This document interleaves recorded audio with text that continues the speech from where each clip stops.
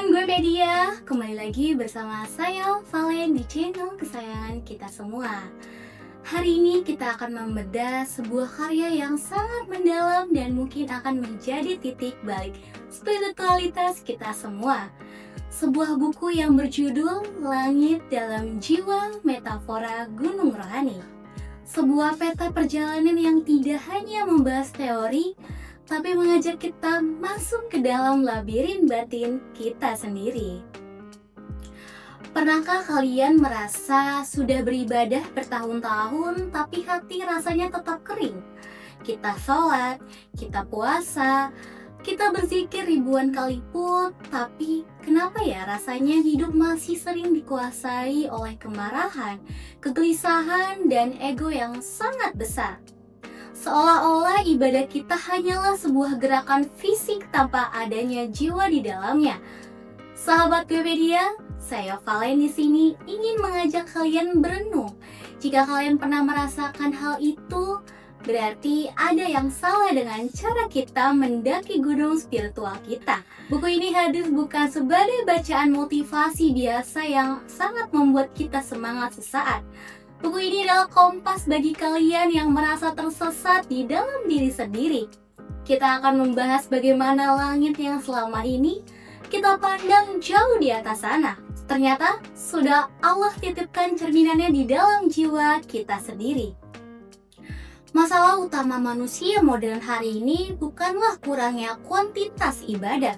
Kita melihat di mana-mana orang begitu rajin mengejar target pahala. Namun, masalah yang paling nyata adalah kurangnya kesadaran. Banyak dari kita yang menjalankan puasa hanya sebagai ritual tahunan, sebagai kewajiban yang menggugurkan dosa secara administratif saja. Kita sanggup menahan lapar dan haus dari terbit fajar hingga terbenam matahari. Tapi kita sama sekali tidak mampu menahan nafsu amarah kita. Kita tahu banyak hal tentang agama, tapi kita tidak benar-benar mengenal siapa Tuhan kita. Kita terjebak dalam rutinitas yang sangat kering. Dunia yang begitu bising dengan teknologi dan ambisi membuat manusia semakin jauh dari dirinya sendiri. Kita mengejar puncak dunia seolah-olah itu adalah segalanya. Padahal sebenarnya kita sedang berjalan di tempat dan kehilangan arah pulang ke dalam hati. Inilah kegelisahan rohani yang dirasakan oleh penulis, seorang akademisi sekaligus praktisi, sufi yang melihat banyak orang beribadah tapi hatinya belum hidup. Pembesaran masalahnya, jika kondisi ini terus kita biarkan, kita akan menjadi pribadi yang terbelah atau split personality secara spiritual. Di luar kita terlihat sangat soleh, tapi dalam hati nafsu masih menjadi raja yang berkuasa. Nafsu amarah yang selalu menyuruh pada keburukan masih mendominasi keputusan kita. Kita masih sombong, masih iri hati, dan selalu merasa paling benar sendiri. Bayangkan, jika kita terus mendaki gunung waktu seperti Ramadan setiap tahun, tapi kita tidak pernah benar-benar naik level spiritual kita. Kita hanya berputar-putar di kaki gunung, terjebak dalam lumpur ego dan kepentingan duniawi, tanpa peta yang jelas seperti yang ditawarkan dalam buku ini. Kita hanya merasa lelah, tanpa pernah merasakan kejernihan hati. Kita beresiko mati dalam keadaan tidak mengenal siapa diri kita yang sebenarnya, dan siapa pencipta kita. Ini adalah tragedi manusia yang paling nyata, yaitu menjadi asing di dalam rumahnya sendiri. Disinilah buku Langit Dalam Jiwa memberikan jalan keluar yang sangat terstruktur. Penulis menggunakan metafora gunung karena sangat universal dan sesuai dengan pola wahyu. Perjalanan ini adalah pendakian batin dari dominasi nafsu menuju kejernihan hati. Pertama, mari kita bedah makna judulnya. Langit bukan hanya sebuah objek di atas sana, tapi simbol dari ketinggian, kesadaran, dan tempat turunnya wahyu. Sedangkan jiwa adalah ruang batin manusia di mana iman bersemayam.